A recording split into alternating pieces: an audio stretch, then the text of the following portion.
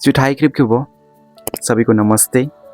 आज फिर से कुछ लाइनें लेकर आया हूँ उन दोस्तों के लिए जो अपने आप को अकेला महसूस करता है और सोचता है कि काश मेरा भी कोई होता मेहनत में साथ देने वाला।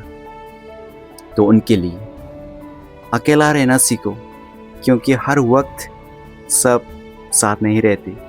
खुद को टाइम दो, अपने वैल्यू समझने लगोगी। अकेला इंसान स्ट्रॉन्ग और इंडिपेंडेंट बनता है। शांति में रहकर सपनों पर फोकस करना आसान होता है। अकेला चलने वाली ही अक्सर लाइफ में बड़ा नाम बनाती है, हमेशा याद रखना।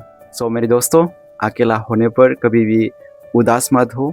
ऐसे वीडियो में लेकर आते रहूँगा और मेरे पेज को अगर फॉलो नहीं किया तो फॉलो कर देना।